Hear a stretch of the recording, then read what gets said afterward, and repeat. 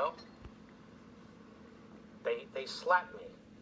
I quoted slapped you. the Constitution and they slapped me. Well, Twitter can go to hell and Facebook can go to hell. Oh. Of course they would. They don't believe in the Constitution. Sean, I Wait want a to minute, hit this but you finish. quoted the I know you love it. Constitution in the tweet, right? That's what Yes. Yes. Okay, we're in trouble. You know. We're doomed. Look, the reason Alito did what he did, and let's pray to the good Lord that there are 5 justices who are constitutionalists on the court, because Roberts clearly is not, is because of Article 2, Section 1, Clause 2 of the Constitution. And the left and the Democrats hate this clause. Why? What does it say? Each state shall appoint in such manner as the legislature thereof may direct a number of electors equal to the number of senators and the representatives.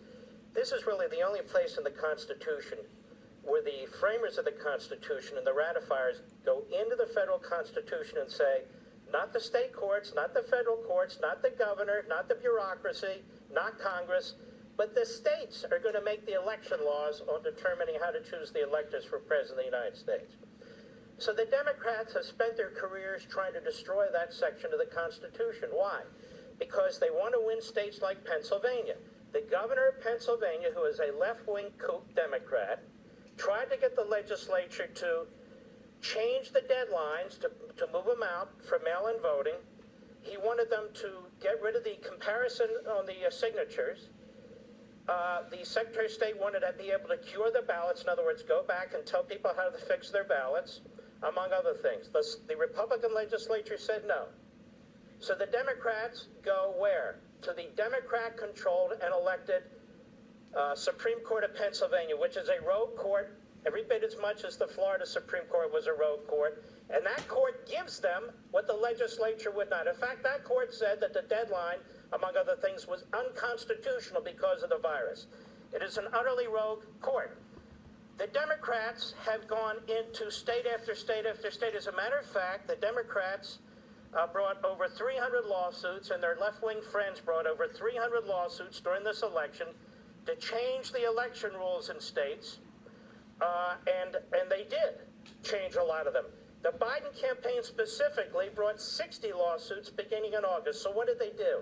They wanted to change the rules. So let me answer Chris Christie and Alan Kinzinger, whatever the hell his name is, and all the other Republicans who are out there saying, show me the evidence of fraud. I'll show the evidence of fraud, boys. They changed the rules. Why did it take till 2 a.m. or 3 a.m. the morning after the election in 2016 to know who the winner is, but we're still counting votes today? Now, why were the rules changed by the Democrats? Because they believe in good government? Because they wanted to help Republicans? No.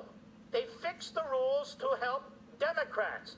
That's why Alito and hopefully 4 other justices are saying, segregate those votes. Those were done by the state Supreme Court of Pennsylvania in violation of the federal Constitution of the United States. Look, I have a lot more to say, but let me just say this before I lose my time. There's more evidence of voter fraud than there was ever evidence of Russian collusion. So those who keep saying, let's see the evidence, where the hell were you the last 4 years? You were nowhere. The Democrats went earlier and earlier voting and later counting. Now, why do they want that? More time to fix the system. I don't mean reform it, I mean fix it in their favor. They believed in flooding the system, create chaos. They've done this in a number of places. Grab power and then accuse your opponent of misbehavior. Where does that come from? 2 Marxist professors, Cloward and Piven. That was their ideology. The Democrats have embraced this for years and years. Now we're supposed to have unity. Let me tell you something. I'm part of the new resistance. God forbid if our president doesn't win.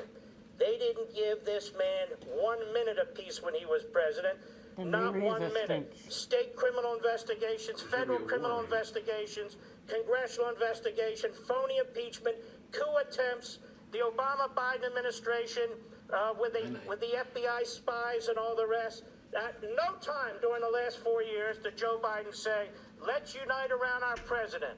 So, Mr. Biden, God forbid if you're president, but I personally intend to treat you the same way Nancy Pelosi, Chuck Schumer, Jim Acosta, Fredo Cuomo, and all the rest of them treated my president. So I am not uniting around this man any more than they united around our man. But it ain't over till it's over. And let's see what the Supreme Court does, and let's see what happens in these other cases, because they're vital. And by the way, in 2000, when we had the challenge, Al Gore had 37 days where in one state chasing Chads. We have multiple states. The president needs more time. That's it. All right, great one. Mark Levin, Sunday night, 8 Eastern.